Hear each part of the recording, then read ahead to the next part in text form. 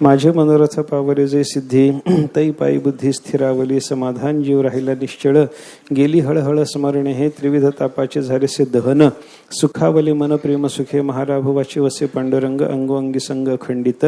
जीवनाचा झरा ओलावा अंतरी, विश्व विश्वम हरी मावळले. तुका म्हणे माप भरू आले शिगे, धार बोळ गंगे पूर्व आहे. समाधान जीव राहिला निश्चळ, गेली हळहळ स्मरणे. हे गाथेच्या कर्माने आलेला 972 क्रमांकाचा अभंग विचार आपला चालू आहे. महाराज या अभंगातून त्यांना प्राप्त झालेल्या एका उच्चतम अवस्थेचे चिंतन आपल्यासमोर व्यक्त करतात. मनुष्याच्या जीवनामध्ये जी अवस्था प्राप्त करून घेणं हेच मनुष्य देहाच्या इति कर्तव्यतेचं चिंतन म्हणून शास्त्रांनी जे सांगितलेलं आहे, अशा एका उच्च अवस्थेची प्राप्ती महाराजांच्या जीवनात त्यांना कशी झाली त्या संबंधातले चिंतन महाराजांनी या ठिकाणी व्यक्त केलेलं असल्यामुळं प्रत्येकाला हे उपयुक्त आहे बरं का. आपल्याला प्रत्येकाला ही अवस्था प्राप्त करून घ्यायची आहे. याच्याकरताच मनुष्याचा देह भगवंताने आपल्याला कृपा करून दिलेला आहे. त्यामुळे या अवस्थेच्या प्राप्तीसाठी महाराजांना कसं कोणत्या मार्गाने जावं लागलं, काय काय साधना करावी लागली, महाराजांनी काय केलं म्हणून त्यांना ही अवस्था प्राप्त झाली आणि प्राप्त झालेली अवस्था कशा स्वरूपाची आहे, या सगळ्या गोष्टीचं चिंतन तुकाराम महाराजांनी या अभंगातून मांडलेलं आहे. मी परमात्म्याचं स्मरण केलं, त्याच्या चरणाच्या ठिकाणी बुद्धी स्थिर केली, त्याच्या योगानं मला ही उच्चतम अवस्था प्राप्त झालेली आहे असं महाराजांनी या ठिकाणी सांगितलं. आणि प्राप्त झालेली उच्चतम अवस्था म्हणजे काय, सकल मनोरथाच्या सिद्धीची अवस्था आहे असं महाराज या ठिकाणी वर्णन करतात. आणि ही अवस्था सकल मनोरथाच्या सिद्धीची अवस्था म्हणजे शिगोशिग भरलेल्या मापाची अवस्था म्हणजे परिपूर्णतम अवस्था आहे. गंगा दुथडी भरून व्हावी तशा पद्धतीची अवस्था म्हणजे परिपूर्णतम अवस्था आहे असं महाराजांनी या ठिकाणी चिंतन सांगितलं. आणि ती अवस्था वर्णन करताना महाराज म्हणतात, माझे मनोरथ पावले जे सिद्धी, तै पायी बुद्धी विस्थिरावली. परमात्म्याच्या चरणाच्या ठिकाणी माझी बुद्धी स्थिर झाली आणि माझे सगळे मनोरथ पूर्ण झाले असं महाराज म्हणतात. आता इथं जै तै शब्दाचा अन्वय बदलून आपण अर्थ लावत असताना मनोरथ सिद्धी झाली म्हणून देवाच्या चरणाच्या ठिकाणी बुद्धी स्थिर झाली असं नसून, देवाच्या चरणाच्या ठिकाणी बुद्धीचं स्थिरीकरण झालं आणि त्याच्यामुळे मनोरथाची सकल मनोरथाची सिद्धी झाली असं चिंतन आपण करून आलो. हा मनोरथ कसा असतो काय नाही या संबंधाने विचार करत असताना मनोरथ रजोगुणाच्या योगाने निर्माण होतो. राजस धैर्य ज्या मनुष्याच्या अंतःकरणाला आहे अशा मनुष्याच्याकडून मनोरथ होत असतात. त्या संबंधाने ज्ञानोबारांनी चिंतन जे व्यक्त केलेलं आहे ते आपण पाहून आलो. जो मनोरथाच्या सागरी धर्मार्थ कामाच्या तारुवावरी, जेणे धैर्य बळे करी क्रिया वाणिज्य, जे कर्म भांडवला सोय तयाची चौगुणी येते पाहे. एवढे सायास साहे जया धृती तेगा धृती राजस. हा अंपार्थ यथपरियस असं म्हणून अर्जुनाला भगवंतांनी सांगितलेली जी राजस धृती आहे ती राजस धृती, राजस धैर्य ज्या मनुष्याला प्राप्त झालेला आहे त्या मनुष्याच्याकडून मनोरथाच्या सागरामध्ये त्याचा प्रवेश होतो. मनोरथाच्या सागरात प्रवेश झाल्याच्या नंतर तो धर्म अर्थ काम असे तारू म्हणजे अशी नाव अशी काही जहाजं ती व्यापाराकरता घेतो आणि त्या सगळ्या जहाजावर आरूढ होऊन धर्माची क्रिया, अर्थाची क्रिया, कामाची क्रिया करत करत क्रियेचं वाणिज्य करतो. व्यापार करायला लागतो. मोठा व्यापार करून त्याला त्या समुद्रातून मनोरथाच्या बाजूला होण्याचा विचार असतो असं आपण चिंतन केलं. आणि हा रजोगुणी धैर्याचा असल्यामुळं, त्याला वाढती अपेक्षा असल्यामुळं त्या मनुष्याचं जीवन कसं असतं, त्याचा विचार कसा असतो, जे कर्म भांडवला सुये तर याची चौगुणी येती पाहे. धंद्यामध्ये गुंतवलेलं जे भांडवल आहे त्याच्या चौपट आपल्याला प्राप्ती झाली पाहिजे अशी व्यापाऱ्याची जशी सहज अपेक्षा असावी त्याप्रमाणे मनोरथाच्या सागरामध्ये धर्म अर्थ कामाचे तारू घेऊन जहाज घेऊन व्यापाराला निघालेला हा जो जीवरूपी राजस धैर्याचा व्यापारी आहे, या व्यापाऱ्याला सुद्धा आपण जे धर्माची क्रिया, अर्थाची क्रिया, कामाची क्रिया हे जे ते भांडवल त्यानं गुंतवलेलं आहे त्या भांडवलाच्या चौपट फललाभ झाला पाहिजे अशा पद्धतीची त्याची अपेक्षा असते वगैरे वगैरे चिंतन ज्ञानेश्वर महाराजांनी सांगितलं. आणि एकंदर त्याच्यातून आपल्याला असं लक्षात घेता आलं की रजोगुणी धैर्याच्या योगानं मनुष्याच्या अंतःकरणामध्ये हे मनोरथ निर्माण होत असतात. आता रजोगुणाचा आणि मनोरथाचा काय अन्योन्य संबंध आहे याचं अन्यत्रही चिंतन आपल्याला काही करणं थोडंसं शक्य आहे का याचा विचार करा. कारण राजस धैर्याच्या संबंधानं ज्ञानेश्वर महाराजांनी जर मनोरथाचं चिंतन व्यक्त केलेलं असेल म्हणजे काय झालं, ज्या मनुष्याच्या अंतःकरणाला धैर्य आहे पण ते रजोगुणी आहे, त्या रजोगुणी धैर्याच्या मनुष्याचाच मनोरथाच्या सागरामध्ये प्रवेश होतो वगैरे वगैरे चिंतन ज्ञानोबारे सांगतात. म्हणजे मनोरथाचा आणि रजोगुणाचा विशेष संबंध आहे.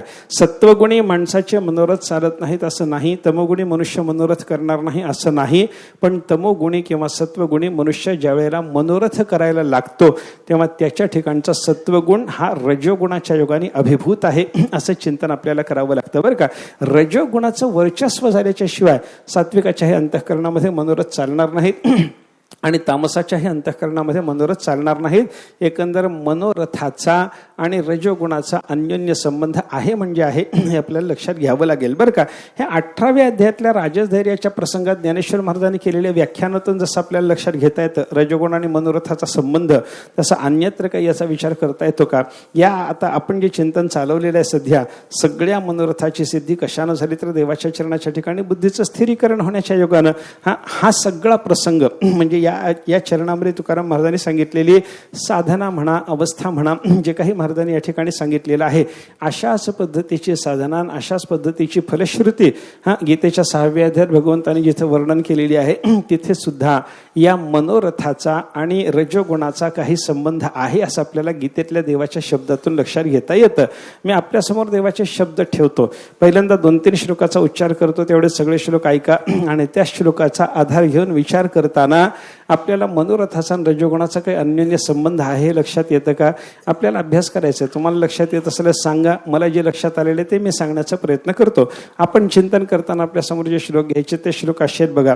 ज्यांना ज्यांना पाठ आहे त्याने माझ्याबरोबर म्हणलं की मला थोडा आनंद वाटतो म्हणून म्हणायचं आहे बरं का. संकल्प प्रभवान कामान त्यक्त्वा सर्वान शेषतः मनसैवेंद्रिय ग्रामम विनियम्य समन्ततः शनैः शनैः उपरमेत बुद्ध्या धृती गृहीतया आत्मसंस्थं मनः कृत्वा न किंचिदपि चिंतयेत यतो यतो निश्चरति मनश्चंचलमस्थिरं ततस्ततो नियम्येत आत्मन्येव वशन्नयेत प्रशांत मनसं ह्यनं योगिनं सुखमुत्तमं उपैति शांत रजसम ब्रह्मभूतम अकल्मषम. तिथं शांत रजसम असा एक शब्दप्रयोग आपल्याला पाहायला सापडतो. आणि आपण ज्या आत्ता 4 श्लोकाचा उच्चार केला ऐका, इथं पहिल्यांदा काय सांगितले, संकल्प प्रभवान कामान.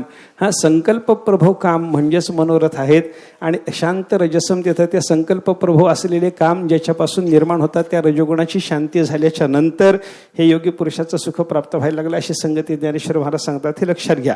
चिंतन ज्ञानोबरायाने त्या ठिकाणी काय केलंय, अंतःकरणाला शांत करून आत्मस्वरूपाच्या ठिकाणी स्थिर केल्याच्या शिवाय योगी पुरुषाला प्राप्त होणाऱ्या सुखाचा लाभ होत नाही. हे चिंतन हे भगवंताला व्यक्त करायचं आहे. आणि त्याच्याकरता देवाने काय सांगितलं, संकल्प प्रभवान कामान त्यक्त्वा सर्वान अशेषता. संकल्पाच्या योगानं निर्माण होणारे सगळेच्या सगळे काम संपूर्णपणे माणसाने सोडून दिले पाहिजेत, साधकानं सोडून दिले पाहिजेत. हे संकल्पापासून जन्माला येणारे काम म्हणजे मनोरथ आहेत. दुसरं काय, संकल्प प्रभवान कामान त्यक्त्वा सर्वान अशेषतः. पुढे काय करायचं, मनसा एव इंद्रिय ग्रामम विनियम्य समन्ततः. चहूबाजूनी, समन्ततः म्हणजे चहूबाजूनी, सर्व बाजूनी इंद्रियाचं नियमन करायचंय. आणि इंद्रियाच्या नियमनाकरता दुसरं कोणतंही साधन आणायचं नाही, मनानेच इंद्रियाचं नियमन करायचंय, मनानेच इंद्रियाचा निग्रह करायचा आहे. म्हणजे अगोदर अंतःकरण निग्रहित पाहिजे, त्या निग्रहित अंतःकरणाने सगळ्याच्या सगळ्या इंद्रियाचं निग्रहण त्या साधकाला साधलं पाहिजे बरं का. आणि हे काय आहे, पहिल्यांदा मनाच्या निग्रह काय सांगितली साधना, इंद्रियाचं निग्रहण करण्याचं काम दिले मनाकडं. आणि मनाचा निग्रह कशानं होतो, संकल्प प्रभव असलेल्या कामाच्या त्यागाच्या योगानं मनाचा निग्रह होतो. हे इथं संगती लक्षात घ्या बरं का. म्हणजे मनोराज्याचा त्याग झाला की मनाचा निग्रह झाला. आणि मनोराज्याच्या त्यागाच्या योगानं, मनोरथाच्या त्यागाच्या योगानं आपल्या सगळ्याच्या सगळ्या आपल्या अंतःकरणाचा निग्रह झाला की ते निग्रहित झालेलं अंतःकरण पुढे इंद्रियाच्या निग्रहाला आपल्याला उपयोगी पडणार आहे.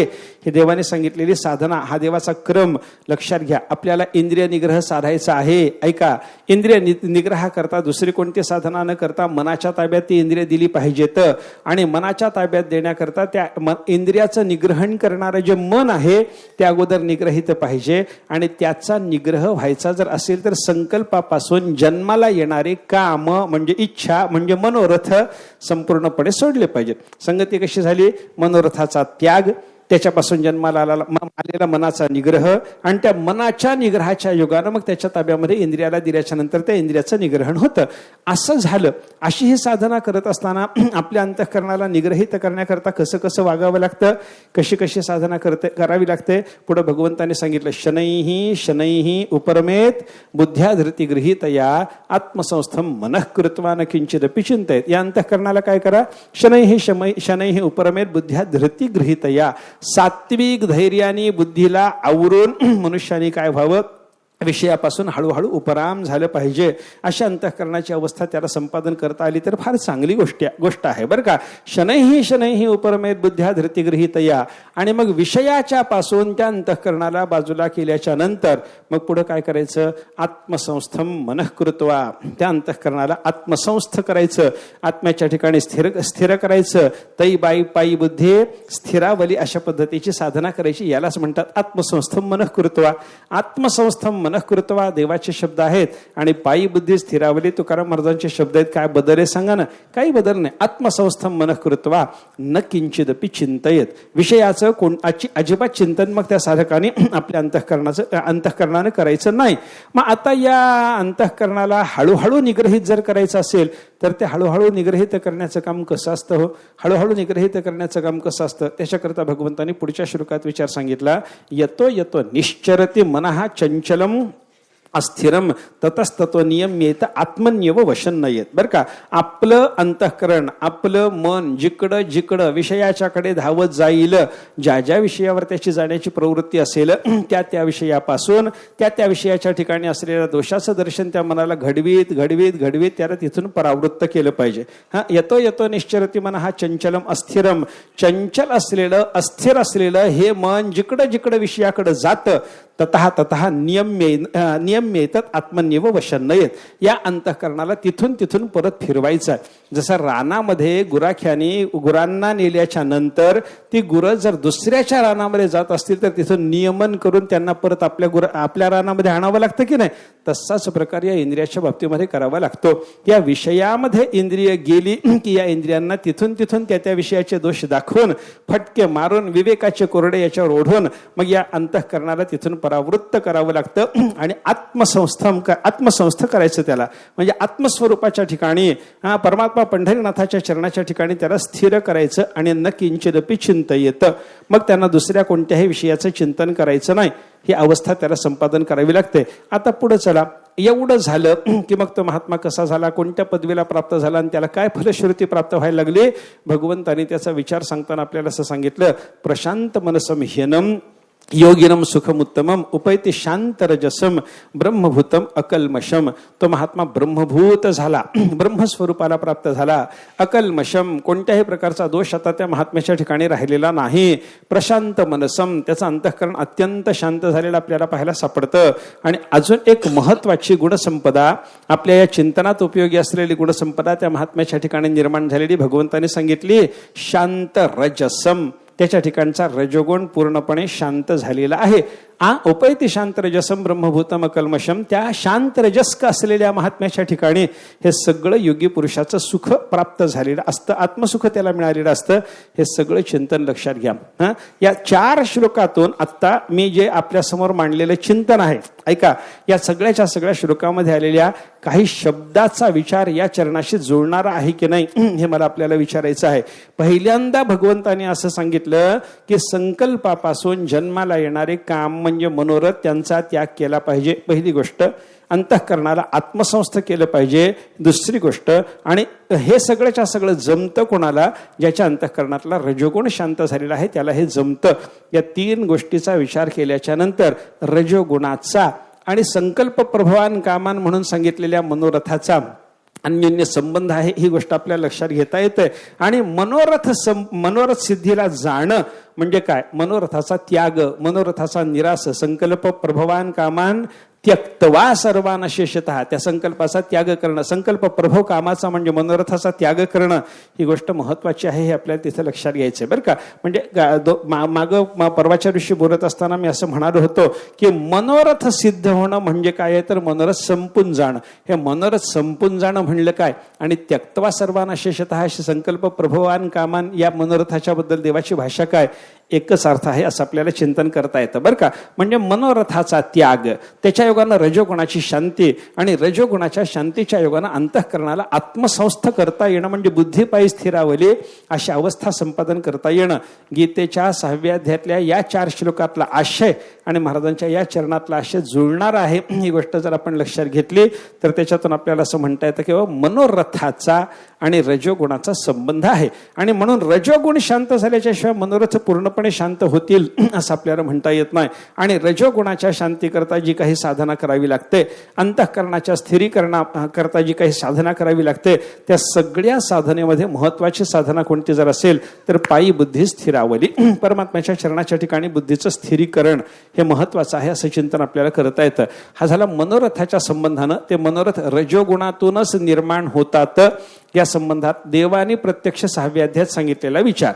18व्या अध्यायात राजस धृती सांगितली देवाने, पण त्या राजस धृतीच्या संबंधानं मनोरथाचं चिंतन देवाने तिथे व्यक्त केलं नाही, ते ज्ञानोबारायांनी व्यक्त केलेलं आहे. मग ज्ञानोबारायांना हे राजस धैर्याच्या संबंधानं, ऐका, राजस धैर्याच्या संबंधानं मनोरथाचं चिंतन ज्ञानोबाराय कसं करू शकतात? देवाच्या शब्दाच्या आधारानं करू शकतात. असं जर म्हणायचं झालं तर 6व्या अध्यायातला रजोगुणाचा आणि मनोरथाचा जो संबंध आत्ता आपण पाहिला तो लक्षात घेतल्याच्या शिवाय राजस धैर्य ज्याच्या अंतःकरणाला आहे त्याला मनोरथाच्या सागरात पडणं होतं हे ज्ञानोबारायचं म्हणणं आपल्याला व्यवस्थित रीतीनं कळणार नाही, म्हणून हा विस्तार मला करावा लागला. बरं का, अजून थोडंसं चिंतन करा. गीतेमध्ये मनोरथाच्या संबंधानं अजून कुठं काही विचार आला का? हो, मनोरथाच्या संबंधानं काही विचार आला. मनोरथ शब्द एकदा गीतेमध्ये आलेला आपल्याला पाहायला सापडतो बघा 16व्या अध्यायामध्ये. इदमद्य मया लब्धम इमं प्राप्स्ये मनोरथम इदमस्ति इदमपि मे भविष्यति पुनर्धनम असौ मया हतशत्रुर हनिष्ये चापरानपि. पुढचं घ्यायचं नाही आपल्याला, इथपर्यंतच मनोरथाच्या संबंधाने चिंतन आपल्याला करता येतं. मनोरथ म्हणजे काय याचं व्याख्यान भगवंताच्या या 1.5 श्लोकातून आपल्याला लक्षात घेता येण्यासारखं आहे. ऐका, भगवंताने काय सांगितलं? इदमद्य मया लब्धम इमं प्राप्स्य मनोरथम. कोणाचं वर्णन चालू आहे? 16व्या अध्यायामध्ये आसुरी आणि दैवी अशा 2 संपत्तीचा जो विभाग सांगितलेला आपल्याला पाहायला सापडतो. त्याच्यात आसुरी संपत्तीचा मनुष्य, आसुरी संपत्तीचा मनुष्य म्हणजे रजोगुणी मनुष्यच आहे बरं का. आणि तो आसुरी संपत्तीचा मनुष्य काय म्हणतो, त्याची इच्छा काय असते, त्याचं बोलणं कसं असतं, या संबंधानं भगवंताने तिथं वर्णन केलं. इदम अद्य मया लब्धम इमं प्राप्स्य मनोरथम. तो म्हणतो आत्तापर्यंत मी हे सगळंच्या सगळं मिळवलेलं आहे. कोणी मिळवलं? मी मिळवलं म्हणतो बरं का. हे रजोगुणी माणसाच्या म्हणजे आसुरी संपत्तीच्या माणसाच्याच तोंडात ही भाषा पाहायला सापडते बरं का. आपल्याला जे प्राप्त झालेलं आहे ते मी मिळवलं म्हणायचं, ते आपल्याला जे प्राप्त झालेले ते भगवंताने दिलं म्हणायचं. तुमची बुद्धी काय सांगा, तुमचा विचार काय सांगा. झोपू नका ना, बोला ना जरा माझ्याशी, तसे सांगा ना मला. काय आपल्याला जे मिळालं ते कोणी दिलं? हो, आपल्याला जे मिळालं ते कोणी दिलं? आपल्याला अन्न मिळालं कोणी दिलं? वस्त्र मिळालं कोणी दिलं? निवारा मिळाला कोणी दिला? कोणी दुसरं कोणी देत नाही आपल्याला बरं का. हा, पोषितो जनासी एकला. तो एकटा परमात्मा सगळ्या जगाचं पालन पोषण करणारा असल्यामुळं, तो सगळ्या जगाचा भरता असल्यामुळं, विश्वंभर असं त्या परमात्म्याचं नाव असल्यामुळं त्याच्याशिवाय कोणीही कोणाला काहीही देत नाही. ही गोष्ट लक्षात घ्या.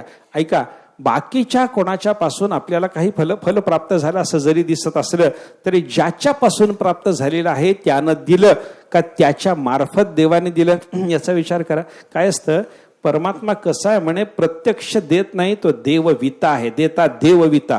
हा, तो देवविता देता आहे म्हणजे द्यायला लावतो, कोणाच्या तरी माध्यमातून देतो. एक उदाहरण सांगतात बघा याच्याकरता.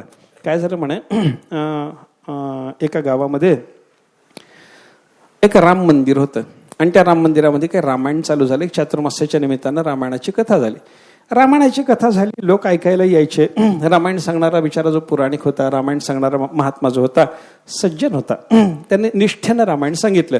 पण निष्ठेनं रामायण सांगणाऱ्या त्या महात्म्याला काय असतं, प्रत्येक वेळेला काही अर्थोपलब्धी झालीच पाहिजे असं काही नियम नाही. पैसे मिळालेच पाहिजेत असं काही नियम आहे का? त्याला काही पैसे मिळायचे नाहीत. रामचंद्र प्रभूने एका दिवशी शेवटचा काळ आला, रामायण संपत आलं, म्हणजे कार्तिक महिन्याचे दिवस आले. आता रामायण संपायचे 4-2 दिवसामध्ये. अशा अवस्थेमध्ये रामचंद्र प्रभू आणि मारुतीराय यांच्यात मंदिरात चर्चा सुरू झाली.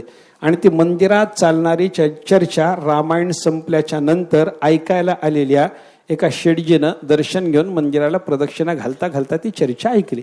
त्या चर्चेमध्ये मारुतीरायला रामचंद्र प्रभू बोलत होते, म्हणे मारुती, याला काही मिळालं नाही रे म्हणे, यानं निष्ठेनं 4 महिने आपली सेवा केली, याला काहीतरी मिळवून दिलं पाहिजे बघ म्हणे, काहीतरी मिळवून दिलं पाहिजे, काहीतरी मिळालं पाहिजे.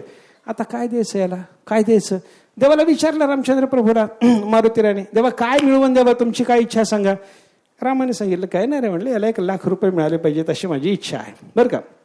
मारुतीरायने सांगितलं, दिले देवा. अरे दिले म्हणजे कसं? अरे देतो ना देवा, तुम्हाला काय करायचं म्हणे, याला 1 लाख रुपये उद्या मिळवून द्यायची व्यवस्था माझी झाली, मी मिळवून देतो, याला 1 लाख रुपये मिळतील.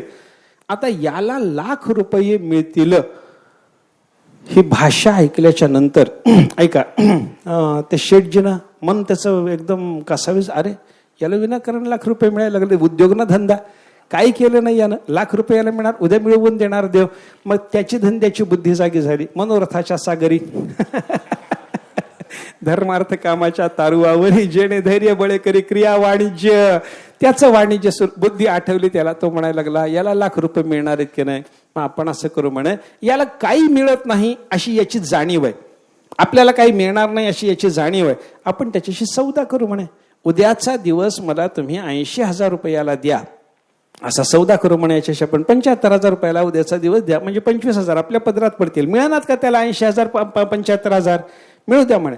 आपण याच्याकडे सौदा, म्हणजे आपल्याला 25,000 रुपये पदरामध्ये पडू द्या, असा विचार करून सौदा करायला तो त्या महात्म्याच्याकडे आला. महात्म्याला म्हणायला लागला म्हणे, महाराज माझी इच्छा आहे म्हणे, फार छान तुम्ही रामायण सांगितलं, मी तुमचं रामायण फार निष्ठेनं ऐकलं, माझ्या मनाला फार तळमळ तुमच्याबद्दल, तुम्हाला 4 महिन्यामध्ये काही मिळालं नाही आणि माझी इच्छा आहे तुम्हाला काहीतरी मिळालं पाहिजे, आणि म्हणून असं करू म्हणे महाराज, उद्या जे काही तुमच्या समोर येईल ते मी घेतो आणि तुम्हाला 75,000 रुपये देतो.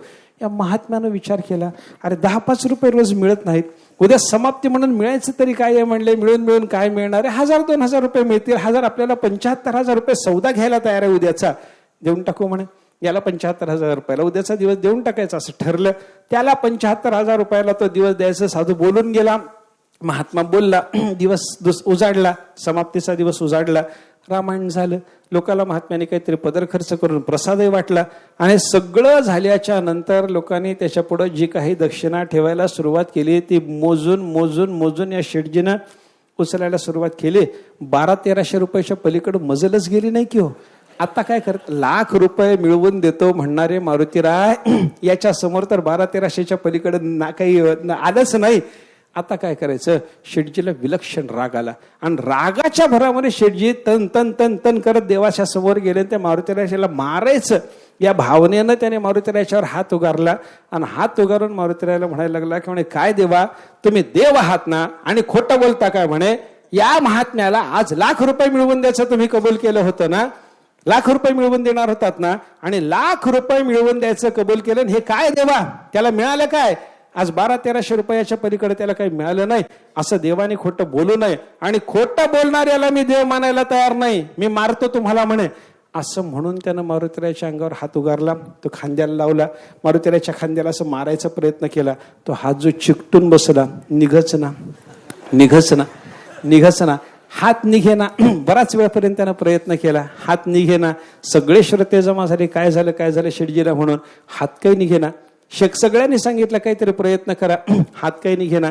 मारुतीरायाने हळूच याच्या कानात सांगितलं, शेठजी 1,00,000 रुपये इथे ठेवा, तेव्हा हात सुटतो म्हणे, त्याच्याशिवाय तुमचा हात आता सुटत नाही. त्या शेठजीला 1,00,000 रुपये आणून मारुतीरायाच्या समोर ठेवून त्या महात्म्याला, मारुतीरायाने त्याला 1,00,000 रुपये मिळवून द्यायचं जे कबूल केलं होतं ते वचन पाळलं. खरं केलं की खोटं केलं, शेठजीला खोटं वाटलं म्हणून ते खोटं आहे का आपल्याला कसं वाटलं, तुम्हाला खोटं वाटलं की खरं वाटलं, सांगा बाबा एकदा मला, तुम्ही बोला माझ्याशी. त्याला मारुतीरायाने 1,00,000 रुपये मिळवून दिले की दिले नाही, सांगा मला. दिले. कसे मिळवून दिले, त्यात त्याच्याशी आपल्याला काही घेणं देणं नाही. याचा अर्थ काय आहे, देता देवविता, परमात्मा देवविता देता आहे. द्यायचं कसं, ते प्रत्यक्ष आणून काय देवानं तुमच्या पदरामध्ये टाकलं पाहिजे असं नसतं. ते जे काही जसं यायला लागलं आपल्याकडे ते प्रत्येक माध्यम, ज्या माध्यमातून आपल्याला अर्थोपलब्धी व्हायला लागलेली आहे ती सगळीच्या सगळी अर्थोपलब्धी परमात्म्याच्या माध्यमातून व्हायला लागली.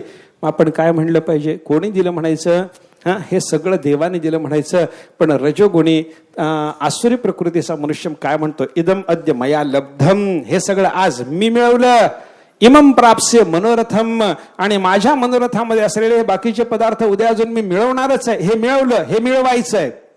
आज हे मिळवणं झालं, उद्या हे मिळवायचं आहे. इदम अद्य मया लब्धम इमम प्राप्स्य मनोरथम इदम अस्ति इदम अपि मे भविष्यति पुनर्धनम, हे धन तर माझं आहेच आहे.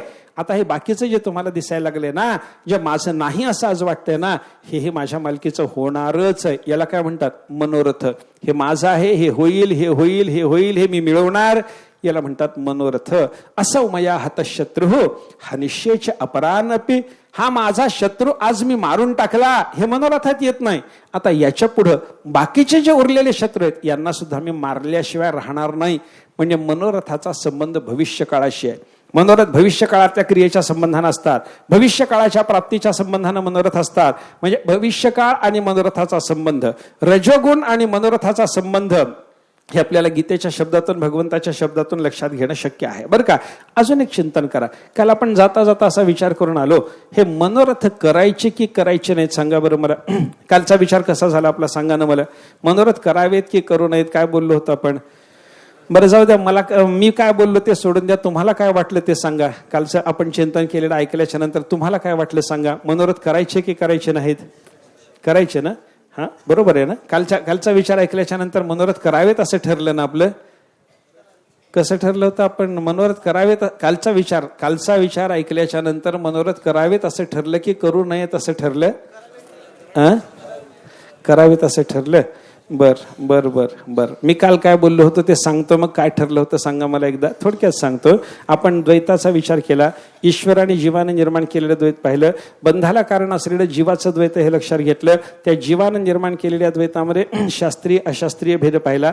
तत्वज्ञान होईपर्यंत शास्त्रीय घ्यावं म्हणलं, कधीही अशास्त्रीय द्वैत घ्यायचं नाही म्हणलं. आणि त्या अशास्त्रीय द्वैतामध्ये तीव्र मंद भेद केला. त्या तीव्र द्वैतामध्ये तीव्र अशास्त्रीय म्हणजे सर्वथा त्याज्य असलेलं द्वैत कोणतं असेल? कामक्रोध. आणि अशास्त्रीय असल्यामुळे सर्वथा त्याज्य असलेलं मंद द्वैत कोणतं असेल तर ते मनोराज्य आहे, असं आपण चिंतन काल केलं होतं. मग मनोरथ करायचे असं ठरलं होतं की करायचे नाही ठरलं होतं? बोला की आता. कालचा विचार ऐकल्यावर काय ठरलं होतं एवढाच प्रश्न आहे. कोणते करायचे कोणते करायचे नाही त्याच्यातला प्रकारभेद सांगायचं ते आता नंतर पुढचं काम आहे. कालचा विचार ऐकल्याच्या नंतर आपण मनोरथ करायचे ठरवलेत की करायचे नाहीत असं ठरवलं, एवढाच विचार आहे. काल विचार आपण असा केला त्याच्यामध्ये मनोरथ करू नयेत असं आपल्याला लक्षात घेता आलं होतं. मनोरथ करायचा नाही कारण तो अशास्त्रीय द्वैतात येतो. मंद जरी असलं तरी ते अशास्त्रीय द्वैत आहे. त्याच्याकरता अनर्थाची परंपरा म्हणून आपण गीतेतले श्लोक पाहिले, ध्याय येतो विषयांपुसः वगैरे वगैरे. किंवा यस्यास्ति भक्तिर्भगवत्य किंचना सर्वैर्गुणैस्तत्र समासते सुराः आणि हरऊ अभक्तस्य कुतो महद्गुणाः मनोरथेनासते धावतो बहिः. मनोरथाच्या योगानं बाह्य पदार्थाच्या ठिकाणी धावत राहणारा, भगवंताची भक्ती धारण न करणारा अशा मनुष्याला महान गुण कुठले प्राप्त होणार असं भगवंत प्रल्हादाच्या मुखातलं भागवतातलं चिंतन आपण काल पाहिलं. आणि त्याच्यातून मनोरथ करू नयेत हे आपल्याला लक्षात घेता आलं होतं बरं का. हे मनोरथ का करायचे नाहीत? अनर्थ परंपरा ओढवून देतात म्हणून करायचे नाहीत. मनोरथाच्या संबंधानं कामक्रोधाधिक विचार येता येता शेवटी आपल्याला बुद्धिनाशात प्रणश्यतीपर्यंत नेणारे हे मनोरथ आहेत विषयाच्या संबंधातले. म्हणून या मनोरथाचा विषयाच्या संबंधातल्या त्याग केला पाहिजे हे आपण काल पाहिलं बरं का. हे विषयाचे मनोरथ कसे असतात हे एक मनोरथाचा परिवार सांगतो आपल्याला. काय झालं त्या नीती शतकामध्ये भर्तृहरीच्या त्यांनी एक आशा नावाच्या नदीचं रूपक केलं आणि त्या आशा नावाच्या नदीमध्ये असलेलं पाणी कोणतं त्याच्याबद्दल त्यांनी मनोरथाचा विचार सांगितला. सगळा श्लोक म्हणतो आणि त्या सगळ्या श्लोकामध्ये असलेलं सगळं चिंतन लक्षात घेतलं की मग या मनोरथाच्या मागं पुढं जोडून येणारा जो परिवार आहे तो चांगला की वाईट हे आपल्याला कळेल. मग मनोरथ करायचा की करायचा नाही हे नक्की ठरवता येईल बरं का. त्यांनी वर्णन असं केलंय, आशा नाम नदी मनोरथ जला तृष्णा तरंगाकुला राग ग्राहवती वितर्क विहगा धैर्य द्रुमध्वंसिनी मोहावर्त सुदुस्तरा अतिगहना प्रोत्तुंग चिंता तटी. आणि शेवटी वर्णन केलं तस्याहा पारगताहा विशुद्ध मनसहा नंदंती योगीश्वराहा. एक आशा नावाची नदी आहे. वर्णन काय चालू आहे? आशा नावाची एक नदी आहे. बर, नदी म्हणली की त्याच्यात पाणी असतं. मग या आशा नावाच्या नदीत असलेलं पाणी कोणतं? मनोरथ जला. मनोरथाचं पाणी या आशा नावाच्या नदीमध्ये आहे. बर, नदी म्हणली की त्याच्यामध्ये काही तरंग असतात, लाटा येतात. लहान मोठ्या लाटा नदीवर येतच असतात. नर्मदे सारखी नदी असली मोठी लाट येईल. बाकी आपल्या गावचं लहान जर ओहळ वगैरे अशा स्वरूपाची नदी असली तर विची म्हणता येतील. अशा लहान लहान लाटा कळणं येतात. तृष्णा तरंगा कुला. या मनोरथाच्या पाण्यानं भरलेल्या आशा नावाच्या नदीवर येणाऱ्या लाटा कोणत्या? तृष्णा. तैसी तृष्णा वाढीनलिया मी रुही हातालिया तरी म्हणे एखादी दारुणा वळघो. अशी जी तृष्णा आहे, वाढती हाव म्हणजे तृष्णा बरं का. मिळालेलं आता पुरेसं होत नाही, याच्यापेक्षा अधिक मिळालं पाहिजे. लाभाल्लेभ प्रवर्धते नियमच असा आहे, आपल्याला काही मिळत गेलं की आपला लोभ वाढत जातो. जोपर्यंत मिळत नाही तोपर्यंत लोभ वाढत नाही. मग मिळणं बरं की न मिळणं बरं याचा विचार करा. ज्या मिळण्याच्या योगानं आपला लोभ वाढणार आहे ते मिळणं चांगलं नाही म्हणावं लागेल बरं का. आणि अशी वाढती जी आशा आहे, पुढचं मिळालं पाहिजे असं वाटणं जे त्याला म्हणतात तृष्णा. आणि या तृष्णेचे तरंग मनोरथाच्या पाण्यावर आशा नावाच्या नदीमध्ये आपल्याला पाहायला सापडतात. पुढे चला, काय असतं, मोठी नदी जर असली तर त्या मोठ्या नदीमध्ये काही मगरी सुद्धा असण्याची शक्यता आहे. या आशा नावाच्या भयानक असलेल्या नदीमध्ये असणारे मगर कोणते?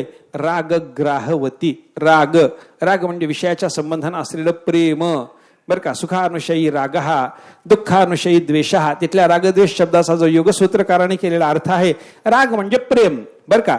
त्या रागग्राहवती विषयाचं प्रेम हाच या मनोरथाच्या पाण्यानं भरलेल्या आशा नावाच्या नदीमध्ये असणारा मगर आहे. बर, त्याच्यानंतर काय असतं, नदीमध्ये काही पाणकोंबडे वगैरे पक्षी असतात. पाणकोंबडे वगैरे पक्षी असतात किंवा एखादं प्रेत वगैरे जर वाहत जात असेल तर त्याच्यावर ते प्रेत खायला आलेले काही कावळे वगैरे असतात. पक्षी असतात नदीमध्ये, पक्षी असतात. तशी आशेची जी नदी आहे, मनोरथ जलाची जी ही नदी आहे, ह्याच्यामध्ये कोणते पक्षी आहेत? हो, वितर्क विहगा.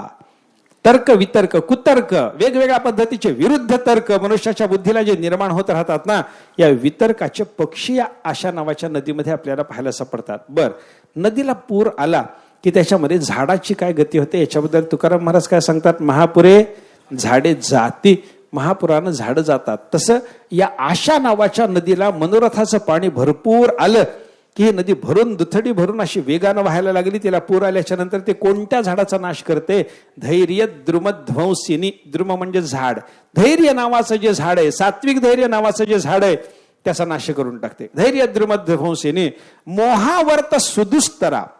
नदीमध्ये एखाद्या ठिकाणी भोवरा निर्माण होतो आणि निर्माण झालेल्या भोवऱ्याच्या योगानं ती नदी तरुण जाण्याकरता अवघड होते. मनोरथाच्या पाण्यानं भरलेली ही आशा नावाची जी नदी आहे, हिच्यामध्ये निर्माण झालेले आवर्त म्हणजे भोवरे, आणि ज्या भोवऱ्याच्या योगानं ही आशा नावाची नदी तरुण जायला अतिशय कठीण झालेली आहे, असे भोवरे कोणते? मोहावर्त सुदुस्तरा, अति गहना. आणि हे मनोरथाचं पाणी थोडं थोडकं नसल्यामुळे ही नदी फार खोल झालेली आहे.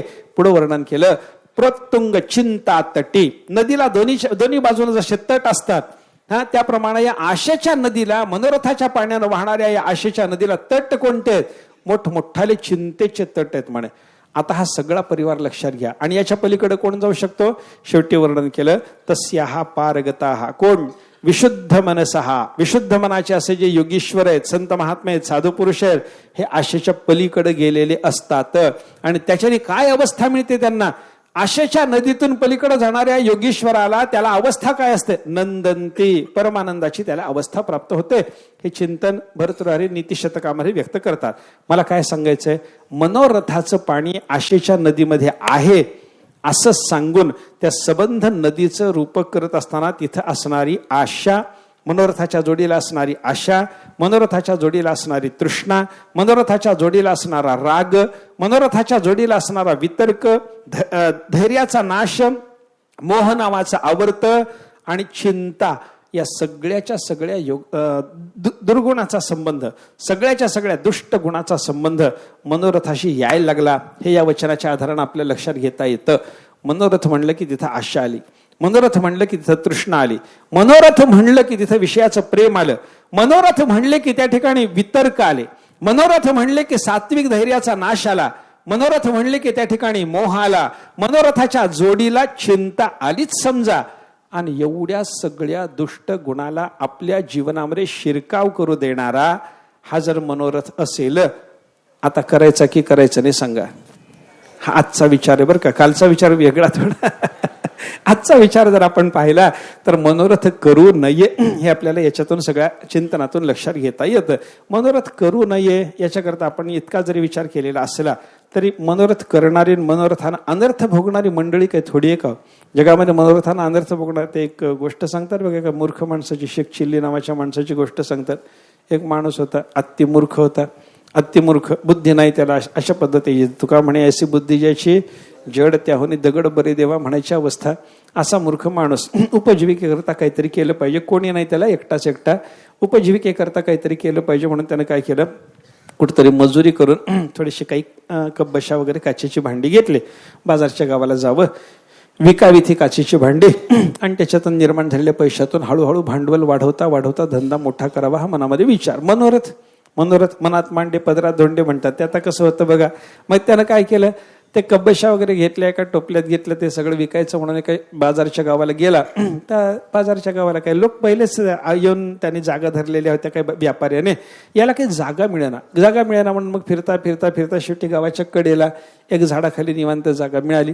त्यानं ते टोपलं खाली ठेवलं. कोणीतरी येईल गिऱ्हाईक आपल्याजवळची या कब्बशा विकत घेईल, पैसे मिळतील असं वाटायला लागलं. आणि त्या झाडाला टेकून बसलेला होता. तिकडे ते गावात बाजार भरलेला, इथं गावाच्या बाहेर याच्याजवळ कोण यायचं हो, कोणी माणसं येणार.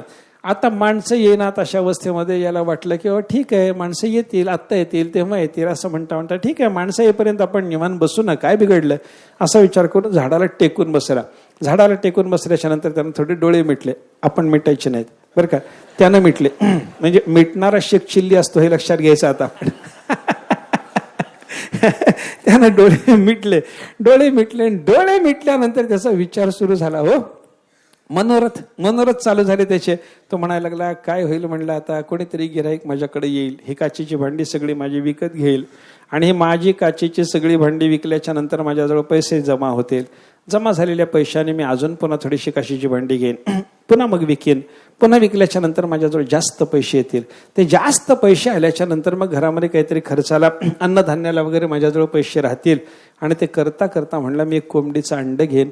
ते कोंबडीचं अंड घेतल्याच्या नंतर ते उबवेन, त्याच्यातून कोंबड्या निर्माण होईल. ते कोंबडं वाढलं, अधिक कोंबड्या निर्माण होतील. अनेक कोंबड्या झाल्या की ते विकेन. म्हणलं, एक शेळी विकत घेईन. आता ती शेळी विकत घेतल्याच्या नंतर शेळ्याचा संसार फार व्यापक असतो बघा, ते वाढत जातं, लवकरच वाढत जातं ते. मग ते वाढता वाढता शेळ्या वाढल्या, वाढता वाढे भेदिले शून्य मंडळ असं झालं. शेळ्या खूप झाल्या की त्या विकायच्या म्हणला. आणि शेळ्या विकून जो पैसा निर्माण होईल त्या पैशातून आपण काहीतरी धंदा काढायचा म्हणलं, दुकान लावायचं. एक आडत दुकान लावेन म्हणलं, मोठ्याच्या मोठं दुकान माझं चालू होईल.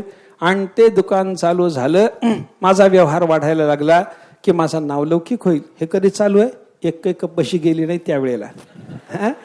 समोर कब्बशा विकायला घेतलेल्या, विचार चालू आहे, आडत दुकान होईल माझा मोठा धंदा, माझं मोठं नाव होईल. अमुक शेठजी म्हणून मला लोक बोलायला लागतील, शेख चिल्ली शेठ म्हणतील म्हणला लोक मला. आणि अशा अवस्थेमध्ये मग माझं लग्न व्हायचंय, अजून मला मुली सांगून येतील. अनेक मुली मला सांगून आल्या की त्याच्यातली एखादी चांगली मला अनुरूप वाटेल अशी मुलगी पाहून मी तिच्याशी लग्न करेन. माझं लग्न झालं की तिच्याशी माझा संसार चालेल, माझा सोन्याचा संसार असेल. आणि त्या संसारामध्ये मला 4-2 मुलं बाळ होतील. आणि मुलं बाळ झालेली असताना मी दुकानात एका दिवशी बसलेला असेल, घरामध्ये बायकोनं माझ्या स्वयंपाक केलेला असेल, मला दुकानातल्या व्यापाराच्या कामामध्ये वेळ मिळणार नाही, मी जेवायला वेळेवर घरात जाऊ शकणार नाही. मग माझी बायको मुलांना पाठवील माझ्याकडं, मुलं येतील, बाबा जेवायला चला, वेळ झाली, अन्न शिजवून तयार आहे. मला माझी मुलं सांगायला, आई बोलावते, आई वाट पाहते म्हणतील. 2-3 वेळेला असं होईल, मी येतो म्हणून मुलांना सांगेन. आणि शेवटी काम संपलेलं नसेल, अशा अवस्थेत बायकोचा पुन्हा माझ्या पाठीमागे लागलेला जो लकडा आहे, त्या लकड्यामुळे मला घरात जावं लागेल.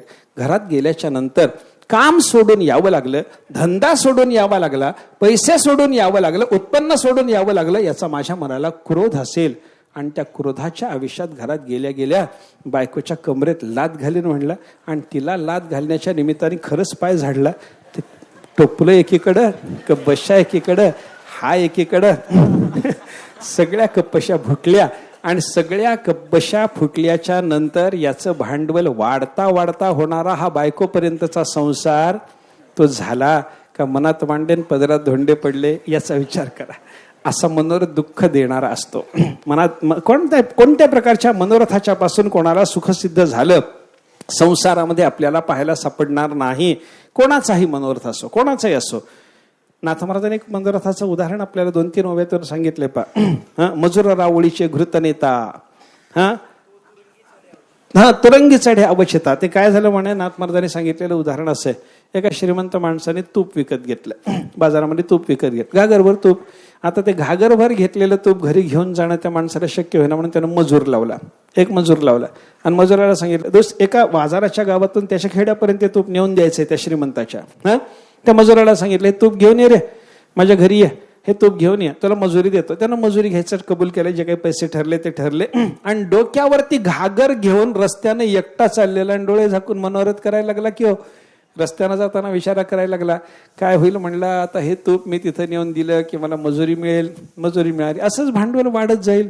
वाढता वाढता म्हणला याच्या पुढच्या धंद्याच्या कामासाठी आपण असं पायी फिरायचं नाही म्हणलं, घोडं ठेवायचं आणि घोड्यावर बसून आपण मग लोकांची कामं करायची, असं म्हणून त्यानं काय केलं. मग एकदा असा मी घोड्यावर बसलेला असेल, मनोरथ चालू झाला त्याचा, घोड्यावर बसलेला असेल, माझ्याजवळ सामान असेल लोकांचं नेऊन द्यायचं, आणि अशा अवस्थेमध्ये मी निघालो की बळे उडाला माझा घोडा एकदम मला अनावर झाला आणि जोरात उडी मारली. त्या घोड्यानं असं म्हणणे, यानंच उडी मारली, ते आता तूप एकीकडं हा एकीकडं. अशी अवस्था झाल्याच्या नंतर मला सांगा, याचं भांडवल शेख चिल्ली काय, हा नाथ महाराजांचा मजूर काय, एकच जातीचे बरं का. मनोरथाच्या पासून कोणाला सुख सिद्ध झालं असं आपल्याला जगामध्ये दाखवणं शक्य नसेल तर हा मनोरथ चांगला नाही ना, हा करायचा नाही, अशा पद्धतीचा विचार आपल्याला करता येतो. पण हे संसाराच्या मनोरथाचं चिंतन झालं. आता परमार्थातले, परमात्म्याच्या संबंधानं असणारे मनोरथ करायचे की नाही याचा विचार थोडासा आपल्याला करावा लागतो बरं का. काय गंमत आहे, काही गोष्टी संसाराच्या संबंधानं जर असतील तर त्या करायचा निषेध आहे, आणि त्याच गोष्टी देवाच्या संबंधानं करायच्या असतील तर त्या करायला परवानगी आहे. मला सांगा, कामक्रोधाधिक विकार धारण करावेत की धारण करू नयेत? धारण करू नयेत, पण कधी करू नयेत आणि कधी करावेत याचा विचार विवेकानं केला पाहिजे. संसाराच्या संबंधानं जर कामक्रोधाधिक तुमच्या अंतःकरणात निर्माण होतील तर ते करायचे नाहीत. आणि भक्तिसूत्रामध्ये नारद सांगतात पहा, कामक्रोध अभिमानाधिकम तस्मिन्नेव करणीयम. नारदाने सांगितलं, बाबा परमात्म्याच्या संबंधानं कामक्रोध अभिमानाधिक तुमच्या अंतःकरणामध्ये निर्माण जर होत असतील, करणीयम, ते करा. देवाच्या संबंधानं काम धारण करा, देवाच्या संबंधानं क्रोध धारण करा, देवाच्या संबंधानं लोभ धारण करा, देवाच्या संबंधानं अभिमान धारण करा. जे अभिमान वाहतांगी आम्ही हरीचे भूषावया लागे, आम्ही हरीचे आहोत, हा अभिमान धारण करायला काही अडचण नाही. देवाच्या संबंधानं अभिमान धारण करा, देवाच्या संबंधानं कामक्रोधाधिकाचं धारण. रागवायचं तर देवावर रागवा ना हो. आपले संत महात्मे नाही का रागवत? जनाबाईनं किती वाभाडे काढले त्या देवाचे, त्याचं मड सुद्धा काढून मोकळी झाली जनाबाई. बघा तुम्ही, जनाबाईचा अभंग आहे, अरे अरे विठ्या मूळ मायेच्या कार्ट्या, तुझं गेलं मड तुला पाहून काळ रड, तुझी रान रणकी झाली, जन्म सावित्री चुडाली आली, उभी राहून अंगणी शिव्या देते दासी जणे. एवढ्या शिव्या जनाबाईनं त्या परमात्म्याला मोजावेत. हा क्रोध नाही का हो? देवाच्या संबंधानं धारण केलेला हा क्रोध नाही का? त्या एक न्याय कुसुमांजली नावाचा ग्रंथ आहे. न्याय कुसुमांजली ग्रंथाचे रचयित आहेत उदयनाचार्य. उदयनाचार्य मोठे नैयायिक, आणि मोठे नैयायिक असलेल्या या उदयनाचार्यांनी बौद्ध तत्वज्ञानाचं खंडन करून ईश्वराची सिद्धी करून देण्याकरता 1000 अनुमान रचली. ऐका, बुद्धाच्या समोर बोलायचंय, बुद्ध तत्वज्ञान मांडणाऱ्या लोकांनी ईश्वराचं अस्तित्व नाकारलं, त्यांचं खंडन करायचं, आणि त्यांच्या खंडनाकरता बोलत असताना वेदाचं, शास्त्राचं, संताचं प्रमाण देऊन उपयोग नाही. ते मानतात अनुमानाला, तर्काला मानतात, मग त्यांच्या समोर तर्क मांडा. उदयनाचार्यांनी काय केलं, 1000 अनुमानं मांडली. त्याच्यातली कित्येक अनुमानं त्या न्यायकुसुमांजलीमध्ये आहेत. श्लोकबद्ध असा तो ग्रंथ आहे, त्याच्यावर एक संस्कृत टीकाही आहे. पाहिलाय मी थोडासा ग्रंथ तो. त्या ग्रंथ फार सुंदर सुंदर देवाचं वर्णन करण्याकरच्या निमित्तानं रचलेले ते श्लोक, पण त्याच्यात अनुमानं मांडलेली आहेत. त्या अनुमानं मांडून ईश्वराची सिद्धी करणं, 1000 अनुमानं मांडून बुद्धांच्या समोर ईश्वराची सिद्धी करून देऊन बुद्ध तत्वज्ञानात प्रवृत्त झालेल्या अनेक लोकांना त्यांनी पुन्हा वेदमार्गानुयायी बऱ्याच लोकांना केलं. हे काम करणारे उदयनाचार्य, ईश्वराची सिद्धी करण्याचं काम करणारे उदयनाचार्य, जगन्नाथाच्या परिसरामध्ये राहणारे, एकदा जगन्नाथाच्या दर्शनाला गेले. त्यांना वाटलं की आज आपण जगन्नाथाचं दर्शन घ्यावं. आणि जगन्नाथ भगवंताला काय, त्यांची ती रथयात्रा असते ना, त्या रथयात्रेच्या अगोदरच्या काळामध्ये 1 महिनाभर जगन्नाथाला ताप आलेला असतो, अशी भावना आहे तिथं बरं का. खूप खूप नाजूक भावना देवाच्या संबंधाने ते लोक धरतात. देवाला ताप आला, वर्षभर दर्शन देऊन देऊन थकले, देवाला थोडी विश्रांतीची, औषधोपचाराची गरज आहे, या भावनेनं तिथं परमात्म्याला 1 महिनाभर कोणाला दर्शनाला जाऊ देत नाही. जवळजवळ महिनाभराचा, काही कमी जास्त असेल काळ, दर्शन नसतं. मंदिर सगळं अंधार केलेलं असतं, पडदे वगैरे घालून सगळं अंधार केलेलं असतं. देवाला स्नान, पथ्याचा नैवेद्य, औषधोपचार, काढे वगैरे देणं, हे असं तिथं सगळं चाललेलं असतं. त्यावेळेला दर्शन नाही कोणाला. मंदिराचा दरवाजा बंद. उदयनाचार्य तिथं गेले आणि ते मंदिराचं दार बंद असलेलं पाहिलं. आणि उदयनाचार्याला पुढं कार्य करण्याकरता जायचं असल्यामुळं फार दिवस थांबणं शक्य नाही. मंदिराचं दार उघडेपर्यंत थांबावं, दर्शन घ्यावं, मग पुढे जावं, एवढा वेळ नाही. पुढे निघायचंय लगेच, दर्शन तर होत नाही. काय करा? उदयनाचार्य देवावर रागावले. उदयनाचार्याने देवाला सांगायला सुरुवात केली, देवा काय ऐश्वर्य मदमत्तोसे मामवज्ञाय वर्तसे प्राप्ते तो बौद्ध संक्रांते मदधीनात अवस्थिती. देवाला ते बोलायला लागले, उदयनाचार्य काय देवा ऐश्वर्य मदमत्तोसे, ऐश्वर्याच्या मदानं उन्मत्त झालास का देवा? माम अवज्ञाय वर्तसे, माझी अवज्ञा करून दार बंद करून बसतोस काय? मला दार उघडत नाहीस तू? अरे प्राप्ते तो बौद्ध संक्रांते, बौद्ध तत्वज्ञानाचं आक्रमण तुझ्या अस्तित्वावर जेव्हा आलं होतं, मदधीनात अवस्थिती, तुझी स्थिती, तुझी विद्यमानता, तुझं अस्तित्व सिद्ध करून देण्याचं काम माझ्या हातात होतं. मी ते केलंय, माझ्या हातात तुझी सिद्धी होती. आणि असं असताना एवढा मोठा मी तुझा भक्त, जगाला सगळ्या तुझं अस्तित्व वेगळ्या पद्धतीनं सिद्ध करून देण्याचं काम करणारा मी तुझा भक्त, तुझ्या दारात आलो देवा, आणि मला पाहून दार बंद करून बसतोस. किती उन्मत्त रे, किती उन्मत्त. काय म्हणायचं देवा तुला? हे उदयनाचार्याचे क्रोधाचे शब्द देवाच्या कानावर गेले. आणि एवढा उदयनाचार्यासारखा भक्त दर्शनाला आलेला असताना आपण दार लावून बसणं योग्य नाही असं देवाला वाटलं. खाडकन दरवाजे मोकळे झाले. उदयनाचार्याने जाऊन देवाचं दर्शन घेतलं. चरित्र आहे उदयनाचार्याचं. कशा करता बोललो? उदयनाचार्याने देवाला बोलत असताना ऐश्वर्याच्या मदान माजलास का? माझ्या हातात तुझ्या अस्तित्वाची सिद्धी होती, त्यावेळेला तो काळ विसरलास का? माझी अवज्ञा करतोस का? दार लावून बसतोस का? हे जे शब्द उदयनाचार्याचे आहेत, मला सांगा अंतःकरणामध्ये त्या देवाच्या संबंधानं क्रोध नावाची वृत्ती निर्माण झाल्याशिवाय किंवा तो क्रोध देवाला दिल्याशिवाय, देवाच्या संबंधातला क्रोध धारण केल्याशिवाय उदयनाचार्याला असं बोलता आलं? बोलता येत नाही महाराज. तुकाराम महाराज वैकुंठाला गेल्याच्या नंतर तुकया बंधूंनी देवाला बोलताना तुझ्या चिंधड्या करतो म्हणून भाषा वापरली. धिंद धिंद तुझ्या करीने चिंधड्या बोलले. चिंधड्या करतो म्हणे. काय चाललंय म्हणे देवा? माझ्या भावाला घेऊन गेलास, काय चाललं? हे जे बोलणं आहे ना, हे कशानं जमतं? क्रोध. हा क्रोध देवाच्या संबंधाने भक्तांनी धारण केलेली भक्तांची चरित्र जर आपण पाहिली तर मग आता हा क्रोध करायचा, धारण करायचा की करायचा नाही? कामेश क्रोधेश रजोगुण समुद्भवः महाशनो महापाप्मा विध्येन मिहवैरिणम त्रिविधम नरकस्येदं द्वारम नाशनमात्मनः कामः क्रोधः तथा लोभः तस्मादितत्रयं त्यजेत. ते काय? कामेन कर्मनाश स्यात्, क्रोधेन ज्ञाननाशनम, लोभेन भक्तिनाश स्यात्, तस्मादितत्रयं त्यजेत. वल्लभाचार्याचं चिंतन आहे. ते असं म्हणतात, काम निर्माण झाला की कर्माचा नाश होतो, क्रोध निर्माण झाला की ज्ञानाचा नाश करतो, लोभ निर्माण झाला की भक्तीचा नाश होतो. म्हणून हे विकार सोडून द्या, तिन्ही विकार सोडून द्या. आता एतत्रयम त्यजेत एकीकडे आहे आणि कामक्रोध अभिमानादिकम तस्मिन एव करणीयम हे एकीकडे आहे. संगती कशी घ्यायची, समन्वय कसा करायचा याचा जर विचार करायचा झाला तर संसाराच्या संबंधातल्या विकाराचा त्याग आहे आणि देवाच्या संबंधातल्या विकाराचं धारण आहे, ते ग्रहण आहे. ते करायला सांगितले. कामक्रोध अभिमानाधिक देवाच्या संबंधानं करावेत हे जसं चिंतन तसं मनोरथाचं लावून घ्या. मनोरथ संसाराच्या संबंधानं केले की ते घोडा उडी मारतो, मग सगळं तूप सांडून जातं, कब्बशा फुटून जातात. आणि देवाच्या संबंधानं आपले मनोरथ जर चालू झाले तर त्याच्यामध्ये आपलं कल्याण होतं, कल्याण होतं. देवाच्या संबंधात मानसपूजा काय आहे?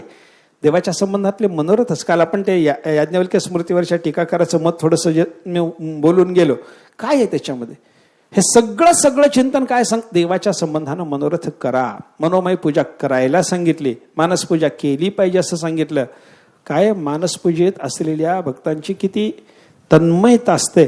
अनेक उदाहरणं याच्याकरता सांगितली जातात. पहा, एका दिवशी एक भक्ताशी मानसपूजा एक नवीन उदाहरण आहे, अलीकडचं उदाहरण आहे.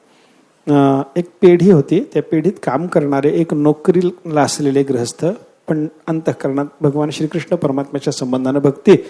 ते पेढीत काम करता करता दुपारच्या वेळेला निवांत वेळ असली की ते काय करायचे, आतल्या बाजूला एक निवांत खोली होती, तिथं दुपारच्या वेळेला निवांत जाऊन बसायचे. काम नाही, आता कोणी येत नाही, काही काम नाही, निवांत बसायचे आणि तिथं बसून त्यांची देवाची मानसपूजा चालू व्हायची. एका दिवशी काय झालं, ते अशा आत बसलेले असताना काही माणसं आली. म्हणून तिथल्या पेढीतल्या बाकीच्या लोकांनी त्यांना उठवून आणायचं म्हणून त्यांना आत जाऊन सांगितलं. म्हणे उठा उठा. ते थोडा वेळ तन्मय होते, पूजा चालू होती तसेच बसलेले होते. आणि तशाच बसलेल्या अवस्थेत ते असताना एका माणसाने, बाहेर आलेली माणसं त्यांच्याशी काम असल्यामुळे त्यांना उठवलंच पाहिजे या भावनेनं त्यांना असं गदगद हलवून उठवलं.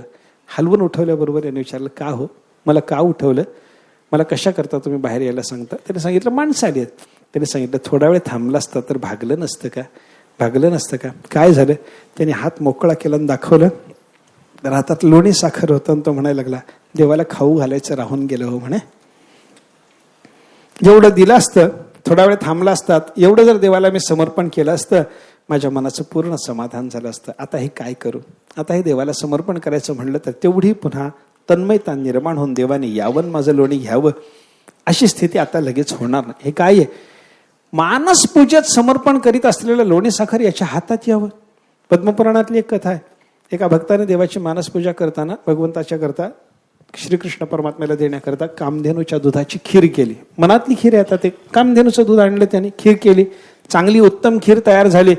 तयार केलेली खीर भांड्यात भरली. भांड्यात भरून देवाच्या समोर आली. नैवेद्य समर्पण करायचा. ती खीर आली, भांड देवाच्या समोर ठेवलं, मंडल वगैरे केलं. भांड देवाच्या समोर ठेवणं झाल्यावर तर पाणी फिरवायचं, देवाला घ्या, जेवी बा सगुणा सख्या हरी म्हणायचं. एवढ्यात त्यानं पाहिलं तर त्या पात्रातली खीर एवढी गरम होती की तिच्यातून वाफा येत होत्या. मनातली खीर, मनातल्या खीरीतून वाफा येत होत्या.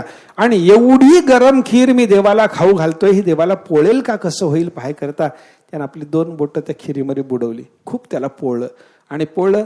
थोडा वेळ थांबला. ती खीर थंड होईपर्यंत गप्प बसला. मनातलं नैवेद्य समर्पण होऊन सगळी मानस पूजा झाल्याच्या नंतर जेव्हा तो उत्थान दशेमध्ये आला, पाहिलं तर त्याच्या 2 बोटाला भाजलेलं होतं. कोणती बोटं खिरीत बुडवलेली? मनातली. आणि भाजलेली कुठं दिसली? बाहेरची. हे काय आहे? तन्मयता. मानस पूजेतली तन्मयता. आणि एवढ्या तन्मयतेनं आमचे गुरुजी एक उदाहरण सांगत होते. त्यांच्याकडे एक महात्माशी आलेले आणि ते महात्मा मानसपूजा करत बसलेले. आणि मानसपूजा करता करता ते महात्मा एकदम हसायला लागले. हसायला लागल्याबरोबर ते गुरुजींनी पाहिलं काहीतरी मानसपूजेमध्ये यांना आनंद झालेला दिसतो, विचारावं ही भावना. म्हणून त्यांची पूजा वगैरे सगळं संपल्याच्या नंतर त्यांना विचारलं, म्हणजे झालं आपलं सगळं अनेक आटोपलं? आटोपलं. आपली मानसपूजा चालली होती वाटतं? हो. काही विशेष आनंद झाला वाटतं? हो, रोजच असतो म्हणे. नाही, आज तुम्ही हसत होता म्हणे. काय, कशाचं हसणं होतं? कशाचं हसणं होतं म्हणल्यावर त्यांनी काय सांगावं? ते म्हणायला लागले, काय झालं म्हणे, आज भगवान श्रीकृष्ण परमात्मा आले आणि देवाच्या नैवेद्याची जेव्हा वेळ आली तेव्हा मी देवाच्या समोर एक असं भांडभर दूध ठेवलं होतं, कासंडीभर दूध, आणि देवाला घ्या म्हणत होतो. आणि देवाने मला सांगितलं, म्हणे बाबा एवढं दूध मला पुरत नाही रे, कारण मी 56 कोटी यादवाचा अधिपती आहे. 56 कोटी यादवाच्या परिवाराला तुझ्या दुधाचा काय व्हायचं म्हणे. एका संडीवर दूध मला तो दिलं तर याच्याने मला काय व्हायचं, असं परमात्मा मला विचारत होते. आणि मी देवाला सांगितलं, देवा 56 कोटी नाही 100 कोटी घेऊन या, कारण मला मानसिक पूजेतच समर्पण करायचं. तेवढ्या वेगळ्या कासंड्या आणतो सोन्याच्या आणि तुमच्या सगळ्या परिवाराला दूध देतो. हे माझं बोलणं ऐकल्यावर देवही हसले आणि देवाचं हसणं ऐकल्याच्या नंतर मलाही हसू आलं. बाहेरून मी हसलो का हो? मानसपूजेमध्ये माझं हसू होतं ते तुम्हाला बाहेर पाहायला सापडलं, असं त्या महात्म्याने परत विचारलं. म्हणजे काय आहे? तन्मयता. एवढी तन्मयता असते त्या मानसपूजेमध्ये महात्म्याची की तन्मयतेच्या युगानं तो महात्मा परमात्म्याशी एकदम समरस होऊन जातो, देवाला समर्पित होऊन जातो. आणि अशी मानसपूजेसारखी मनोराज्य, मानसपूजेसारखे मनोरथ हे करायला हरकत आहे का? कसं आहे याचा विचार जर केला, हे अवश्य केलं पाहिजे. अशा पद्धतीचं चिंतन आपल्याला पाहायला सापडतं. अक्रूराच्या संदर्भातलं चरित्र आहे का? अक्रूराला ज्या वेळेला भगवान श्रीकृष्ण परमात्म्याला घेऊन येण्याकरता रथ देऊन कंसाने पाठवलं, तेव्हा रथारूढ होऊन अक्रूर जेव्हा गोकुळाकडे निघाले, वृंदावनाकडे निघाले, तेव्हा रस्त्यानं जाताना अक्रूराच्या अंतःकरणात मनोरथ चालू होते. त्या मनोरथात अक्रूर काय म्हणतात? ममाद्या मंगलम नष्टम फलवांश्चैव मे भवाहा कधी य नमस्ये भगवतः योगी ध्येयांघ्री पंकजम. अक्रूर रस्त्यानं जाताना विचार करायला लागले, आता मी गोकुळात जाईन, योगी पुरुष ज्या परमात्म्याच्या चरणाला नमस्कार करतात त्या चरणाला मी नमस्कार करेन, आणि नमस्कार करायला मला मिळणार आहे अशी आत्ताची माझी अवस्था असल्यामुळं माझं सगळं पाप संपलन, सगळं पुण्य उदयाला आलं, ही माझी धन्यता समजतो. अद्य मम अमंगलम नष्टम मे भवहा फलवान. माझं सगळं पुण्य फलोन्मुख झालं, माझं सगळं पाप नाहीसं झालं. कसं काय? नमस्ये भगवतः योगी ध्येयांघ्री पंकजम. आता जाऊन योगी पुरुष ज्या चरणाचं ध्यान करतात त्या देवाच्या चरणाचं मला दर्शन करायला मिळणार आहे. दर्शन केल्यावरच हे नाही बरं का, पाप नष्ट झालं आणि पुण्य उदय आलं. दर्शन करायला मिळणार आहे. मिळणार आहे म्हणजे काय? मनोरथ. आणि या मनोरथाच्या योगानं अक्रूराचं किती समाधान अक्रूरांना सिद्ध झालं, किती कल्याण त्यांचं झालं हे आपल्याला पाहायला सापडत जर असेल तर देवाच्या संबंधातला मनोरथ करायला कोणत्याही प्रकारची अडचण नाही, असा मनोरथ करावा. आता महाराज जे मनोरथ सिद्धीला गेले म्हणतात, माझे मनोरथ पावले जे सिद्धी तै पायी बुद्धी स्थिरावली. इथं महाराजांनी सांगितलेल्या मनोरथाचा विचार करताना महाराजांच्या अधिकार भूमिकेचा विचार केल्याच्या नंतर महाराजांचा एकही मनोरथ देवाला सोडून नाही, हे लक्षात घ्या. आणि मग हे मनोरथ करायला हरकत नाही, हेही लक्षात घ्या. आणि मग या मनोरथाची सिद्धी कशानं झाली? देवाच्या चरणाच्या ठिकाणी बुद्धी स्थिर होणं. आता मनोरथ सिद्धी करून देण्यासारखं या देवाच्या चरणात काय आहे? देवाचे चरण म्हणजे काय आणि देवाच्या चरणाचं महत्व काय, त्याचा विचार करायचा. उद्याला पाहू. पुंडलिक वरदाहर विठ्ठल, श्री ज्ञानदेव तुकाराम विठ्ठल विठ्ठल.